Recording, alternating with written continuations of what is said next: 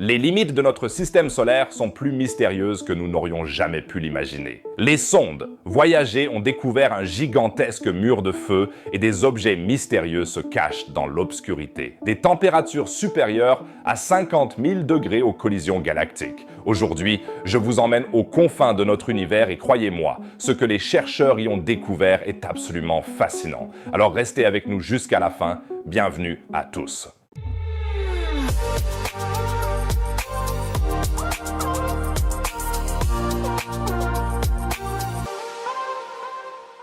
En 1977, Voyager 1 s'est lancé dans ce qui est sans doute le voyage le plus épique de l'exploration humaine de l'univers. Écrivez-moi pour me dire qui d'entre vous était déjà né à l'époque ou a peut-être même assisté au lancement de Voyager, cela m'intéresserait beaucoup.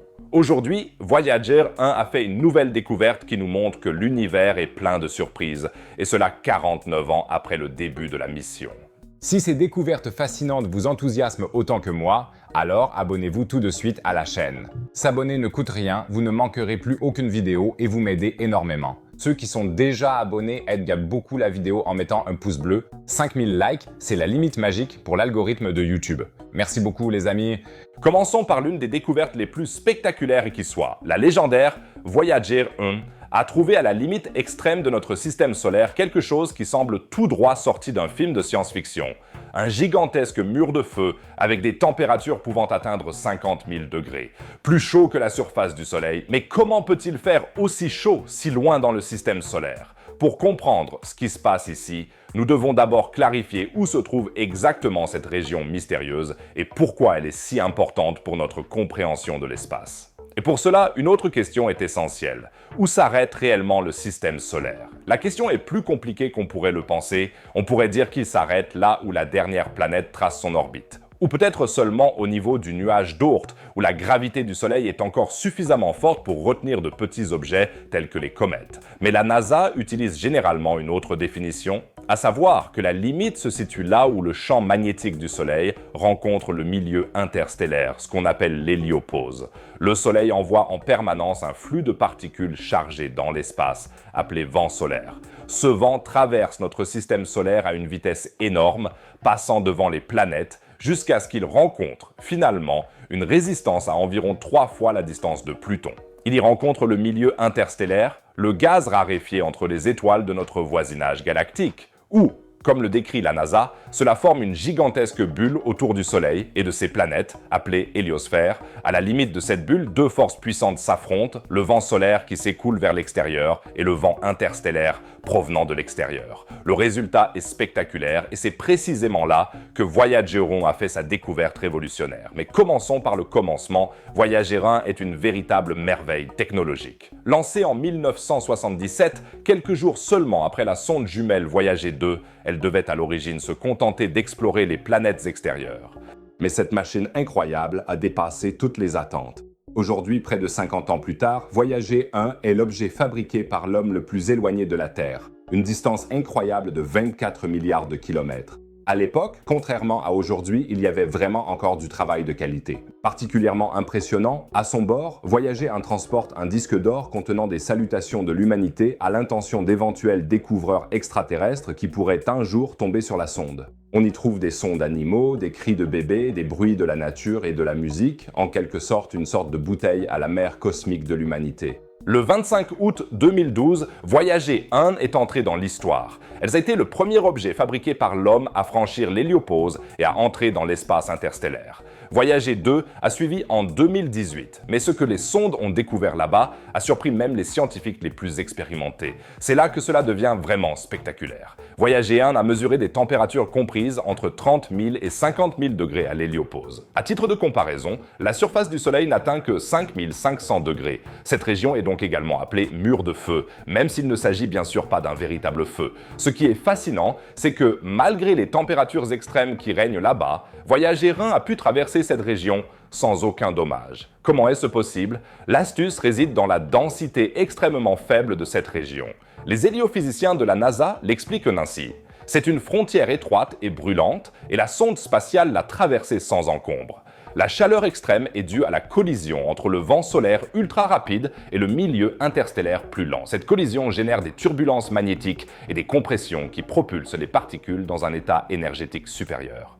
Mais comment quelque chose peut-il être aussi chaud sans qu'une flamme ne brûle? D'ailleurs, ce serait aussi une bonne phrase d'accroche en boîte, maintenant que j'y pense. Comment peux-tu être aussi sexy, bébé, sans brûler? Bon, ne prenez surtout pas de conseils de drague de ma part, ça ne peut que mal tourner. Quoi qu'il en soit, la réponse réside dans la physique du plasma. Ce qui se passe là-bas est en fait un haut fourneau cosmique. Lorsque le vent solaire rencontre le milieu interstellaire à une vitesse énorme, les particules sont accélérées à des vitesses extrêmes par des turbulences magnétiques. Et cette énergie cinétique correspond aux températures élevées mesurées. Mais la région est si mince qu'il n'y a pratiquement pas de matière, ce qui a permis à voyager de la traverser sans dommage. L'une des plus grandes surprises n'était toutefois pas la chaleur, mais l'orientation des champs magnétiques. Les scientifiques s'attendaient à ce que le champ magnétique au-delà de l'héliopause se comporte de manière complètement différente. Au lieu de cela, après une longue analyse des données des deux sondes voyagées, ils ont découvert quelque chose de vraiment étonnant.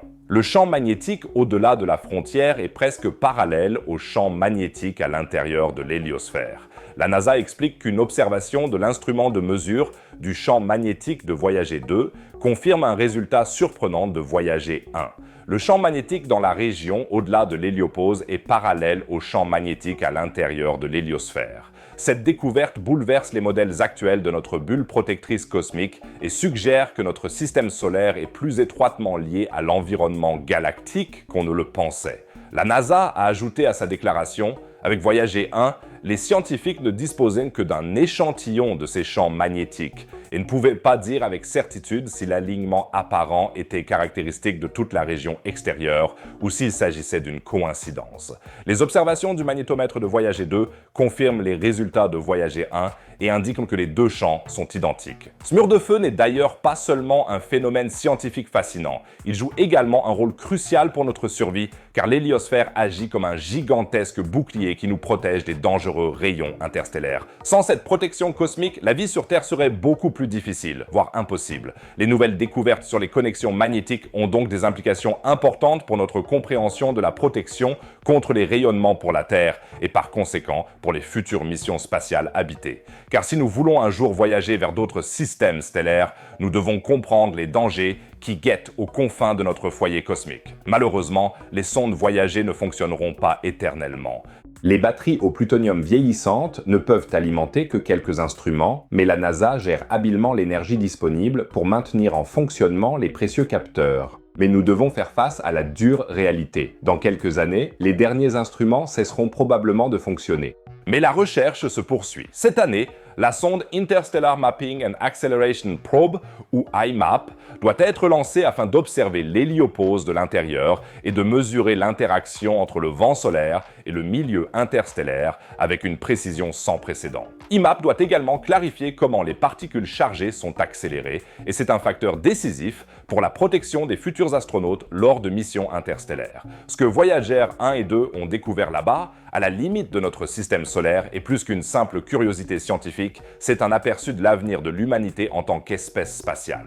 Cette frontière incandescente nous montre que même après près de 50 ans dans l'espace, notre petit système solaire regorge de secrets. Voyager 1 et 2 continuent de flotter dans l'espace interstellaire, écoutant les secrets des étoiles et renvoyant vers la Terre les messages provenant de la frontière ardente de notre foyer cosmique. Leur dernier message, un signal provenant de la frontière flamboyante du système solaire, pourrait être le plus important. Nous venons de parler du mur de feu que les sondes voyagées ont découvert. Mais il existe une structure encore plus gigantesque face à laquelle le mur de feu cosmique paraît minuscule. Pour la première fois, des chercheurs ont cartographié une immense structure magnétique entourant l'ensemble de notre système solaire. Il s'agit du champ magnétique de la bulle locale, un vaste espace qui nous entoure. Cette découverte change notre compréhension de la façon dont notre système solaire est intégré dans l'environnement cosmique. Vous allez maintenant découvrir ce qu'est cette super coquille magnétique.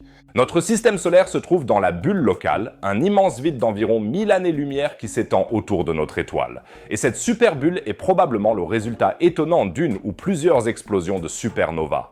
De telles bulles ne sont pas rares dans notre galaxie, la Voie lactée. Imaginez la galaxie comme un fromage suisse. Il y a de nombreux trous partout. et ces trous sont même relativement fréquents. Ils se forment lorsque de très grosses étoiles explosent, ce qu'on appelle une supernova. Après l'explosion, il reste un magnifique vestige de supernova. Mais ce qui est beaucoup plus important pour notre sujet, c'est ce qui se passe pendant l'explosion.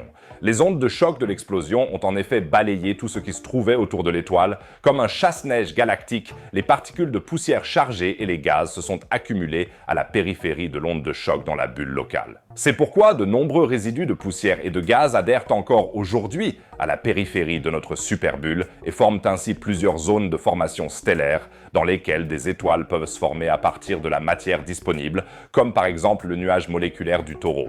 Il s'agit d'une vaste accumulation de gaz et de poussière. Et comme les ondes de choc ont tout emporté, il reste un grand vide à l'intérieur. On parle souvent de volume local, qui n'est en fait rien d'autre qu'un espace largement exempt de poussière dans l'environnement stellaire direct de notre Soleil. Et cet espace autour du Soleil, c'est justement la bulle locale. Elle s'est formée il y a quelques millions d'années, ce qui, à l'échelle cosmique, est tout récent. On ne sait même pas encore exactement si une supernova ou plusieurs supernovas ont été impliquées. Quoi qu'il en soit, le pulsar Geminga est considéré comme l'un des responsables de notre bulle locale. Il s'agit d'une étoile à neutrons dans la constellation des Gémeaux. Né d'une explosion de supernova et l'un des pulsars les plus proches de nous. Et apparemment, ce Geminga a un jour balayé le système solaire de fond en comble, ce qui a entraîné la faible densité de matière interstellaire que l'on observe.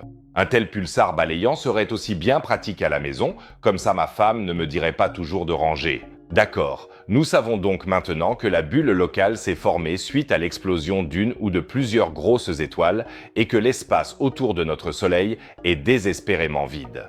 Theo O'Neill du Harvard-Smithsonian Center for Astrophysics déclare à ce sujet « L'univers regorge de telles superbulles qui favorisent la formation de nouvelles étoiles et planètes et influencent la structure des galaxies. En apprenant davantage sur les processus physiques qui façonnent notre bulle locale, nous en apprenons également davantage sur l'évolution et la dynamique de ces superbulles en général. » Grâce aux travaux des chercheurs du Harvard-Smithsonian Center for Astrophysics, on en sait déjà beaucoup sur la structure et la taille de la bulle depuis le début de l'année 2022. La bulle mesure environ 1000 années-lumière et le Soleil se trouve presque exactement au centre de la bulle locale, dans une région appelée le flocon local. La bulle entière est traversée par des champs magnétiques complexes et les astronomes du Center for Astrophysics ont maintenant publié pour la toute première fois une carte 3D unique qui montre le champ magnétique de la bulle avec un niveau de détail jusqu'alors inconnu.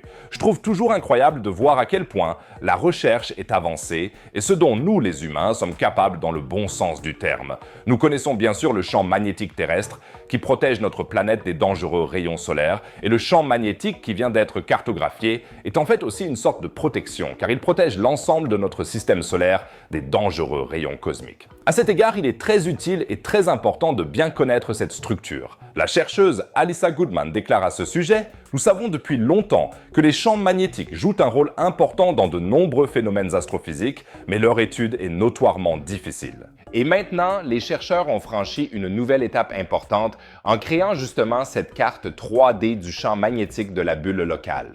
Pour ce faire, les astrophysiciens ont analysé les données sur la polarisation du rayonnement dans la Voie lactée, fournie par le satellite Planck, un télescope micro-ondes de l'ESA. Le rayonnement oscille dans certaines directions, et ces directions fournissent des informations sur l'emplacement de la poussière à la périphérie de la bulle locale et sur sa magnétisation. Le célèbre satellite Gaia, qui effectue un balayage optique tridimensionnel de l'ensemble de notre ciel, a également participé à cette étude et a enregistré la polarisation de la lumière des étoiles. Le résultat de cette analyse des données a finalement été la première carte magnétique tridimensionnelle de notre bulle natale. Mais que voyons-nous exactement sur la représentation de la bulle? On voit clairement que la surface, c'est-à-dire l'extérieur de la superbulle, est fortement magnétisée. À l'intérieur, en revanche, nous ne constatons pratiquement aucune activité magnétique et l'orientation et l'intensité du champ magnétique correspondent largement à la topographie déjà mesurée de la bulle locale. Grâce aux informations fournies par la nouvelle carte 3D, les chercheurs peuvent désormais explorer notre superbulle d'une toute nouvelle manière. Ces nouvelles connaissances sont importantes, par exemple pour en savoir plus sur la formation des étoiles et des planètes, car les champs magnétiques ont une très grande influence sur les flux de gaz et de poussière, et c'est finalement la base de la formation de nouvelles étoiles. Cela signifie que les champs magnétiques peuvent en quelque sorte réguler les chaînes de production qui transportent le gaz et la poussière vers les usines à étoiles. En d'autres termes, les champs magnétiques peuvent influencer l'endroit où une nouvelle étoile va finalement se former. Ou, pour reprendre les mots de la chercheuse Goodman, grâce à cette carte, nous pouvons enfin explorer plus en détail comment les champs magnétiques influencent la formation des étoiles dans les superbulles. Mais ce n'est pas tout. Les champs magnétiques ont probablement beaucoup d'autres effets dont nous ne sommes pas encore vraiment conscients. Après tout, l'espace est comme le fromage suisse mentionné plus haut, rempli de superbulles qui influencent la formation des étoiles et des planètes et ont donc un impact sur l'apparence générale de la galaxie. Pour moi, cette carte est un travail de pionnier absolu. Pensez aux premières cartes de la Terre, lorsque les navigateurs sont revenus avec leurs impressions du Nouveau Monde et ont tout cartographié. C'était révolutionnaire à l'époque et nous vivons aujourd'hui à une époque où ce n'est plus la Terre, mais l'espace interstellaire qui peut être cartographié. Pour conclure notre voyage aux confins du système solaire, c'est peut-être la découverte la plus inquiétante qui nous attend. Toute cette région de l'espace, à la périphérie du système solaire dont nous avons parlé, pourrait un jour être anéantie, car une étoile vagabonde nommée Gliese 710 fonce droit sur nous. Elle va traverser le nuage d'Oort et éjecter des milliards de comètes de leur trajectoire. Certaines d'entre elles pourraient se retrouver sur une trajectoire de collision avec la Terre, et cela pendant plusieurs centaines de milliers d'années. À quel point cela sera-t-il dangereux? Et pouvons-nous faire quelque chose contre cela? Voici la réponse. Oui, en effet, une étoile se précipite vers notre système solaire, et ce n'est pas n'importe quel point lumineux lointain, mais l'un de nos voisins galactiques directs. Elle s'appelle Gliese 710 et elle est assez impressionnante. Mais avant que vous ne paniquiez et ne commenciez à creuser des bunkers, laissez-moi d'abord vous expliquer comment une telle chose est possible. En principe, chaque étoile a une place fixe dans son système stellaire. Notre système solaire se trouve sur l'un des bras spiraux extérieurs de la galaxie et tourne autour du centre galactique avec des milliards d'autres étoiles. Une révolution complète dure environ 225 millions d'années, ce qui correspond à une année galactique. Nous ne tournons donc pas seulement autour du Soleil avec la Terre, mais aussi à travers la galaxie, avec l'ensemble du système. Vous pouvez voir ici comment imaginer ce mouvement à travers la galaxie. Mais les positions stellaires ne sont pas complètement fixes. En plus de ce mouvement galactique, chaque étoile a également un certain mouvement propre. Sur de très longues périodes, cela peut entraîner une modification des distances entre les différents systèmes stellaires. Mais en général, les étoiles sont très polies et respectent la vie privée de leurs voisines. Elles gardent une belle distance. Mais il existe quelques exceptions. Comme chez les humains, il y a aussi parmi les étoiles certaines qui n'arrivent tout simplement pas à respecter les règles de distance. On appelle ces étoiles des rogue stars, ce qui se traduit en français par étoile vagabonde ou étoile rebelle. Elles se déplacent totalement indépendamment des autres étoiles et ne participent pas à la danse galactique collective. Ce sont, en quelque sorte, les troubles faits de la société stellaire. Gliese 710 est l'un de ces rebelles et, malheureusement, il se trouve sur une trajectoire de collision directe avec notre système solaire. Oui, il reste encore à déterminer à quel point la collision sera frontale, mais en tout cas, il va passer sacrément près de nous. Les scientifiques ont calculé, à l'aide des données ultra précises du télescope spatial Gaia, le moment exact où cette visite non désirée aura lieu. Dans 1 350 000 ans, Gliese traversera notre système solaire. J'entends déjà certains d'entre vous dire « Mec, qu'est-ce que ça peut me faire ce qui se passe dans plus d'1 million d'années ?» Ça semble d'abord être un laps de temps inimaginablement long, mais à l'échelle cosmique, c'est pratiquement après-demain. À titre de comparaison, la Terre existe depuis 4,6 milliards d'erreurs d'années, 1,35 million d'années ne sont donc qu'un clin d'œil. À l'origine, les chercheurs pensaient que Gliese passerait à environ 60 000 unités astronomiques de nous. Ce serait relativement loin, mais les nouvelles mesures plus précises de Gaia ont montré qu'elle se rapprochera beaucoup plus de nous, à seulement 13 366 unités astronomiques. C'est encore loin à l'échelle humaine, mais d'un point de vue cosmique, elle traversera littéralement notre système solaire à toute vitesse. Pour illustrer cela, une unité astronomique correspond à la distance moyenne entre la Terre et le Soleil, soit environ 150 millions de kilomètres. Gliese passera donc à environ 2000 milliards de kilomètres de nous. Cela peut sembler beaucoup, mais le nuage de Oort, la zone la plus éloignée de notre système solaire, s'étend jusqu'à 100 000 unités astronomiques du Soleil. Gliese 710 pénétrera donc définitivement dans cette zone. Mais que signifient réellement ces mystérieuses régions extérieures du système solaire? Le nuage d'Oort est un immense ensemble sphérique de comètes et d'autres objets qui entourent notre système solaire. Jusqu'à présent, personne n'a encore pu observer directement le nuage d'Oort, car il est tout simplement trop éloigné et les objets qui le composent sont trop petits, mais il doit exister, car il doit bien y avoir une limite, quelque part où la gravité du Soleil devient plus faible que celle des autres étoiles. C'est précisément ici, dans le nuage d'Oort, que Gliese 710 va provoquer une véritable agitation. Lorsqu'elle traversera le nuage d'Oort, sa gravité projettera d'innombrables comètes et astéroïdes hors de leurs orbites tranquilles et les propulsera vers le système solaire interne. Avec une luminosité apparente de moins 2,7 magnitude, Gliese sera l'un des objets les plus brillants du ciel nocturne, plus brillante que Jupiter et toutes les autres planètes, à l'exception de Vénus. Sirius, l'étoile la plus brillante aujourd'hui, n'a qu'une magnitude de moins 1,46. Gliese 710 sera donc plus de 3 fois plus brillante et sera même visible pendant la journée. De plus, elle se déplacera extrêmement rapidement dans le ciel. Mais cette étoile étrangère est-elle dangereuse pour nous ?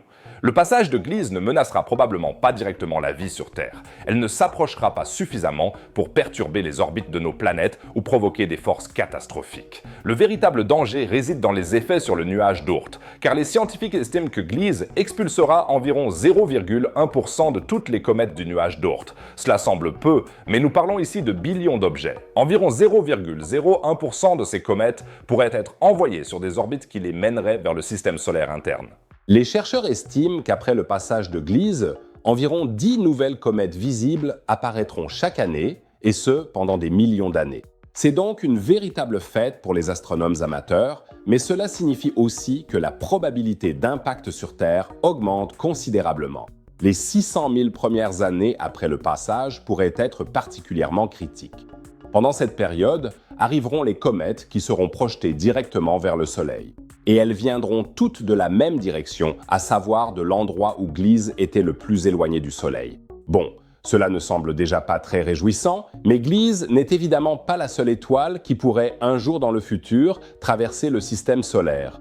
Une nouvelle étude traite du danger général que représentent ces étoiles vagabondes. Elle montre que les étoiles qui passent à ta proximité peuvent non seulement perturber le nuage d'Oort, mais aussi éjecter des planètes entières du système solaire. Les simulations montrent que dans les prochains milliards d'années, la Terre a environ une chance sur 500 d'être éjectée du système solaire ou d'entrer en collision avec une autre planète. Cela peut sembler peu, mais c'est nettement plus élevé que les estimations précédentes. Mercure est la planète la plus touchée. En tant que planète la plus proche du Soleil, elle est statistiquement la plus instable et pourrait disparaître avec une probabilité 50 à 80% plus élevée que la Terre. Mais pas de panique, ces scénarios extrêmes restent très improbables. En ce qui concerne Gliese, nous pouvons donc rester relativement sereins.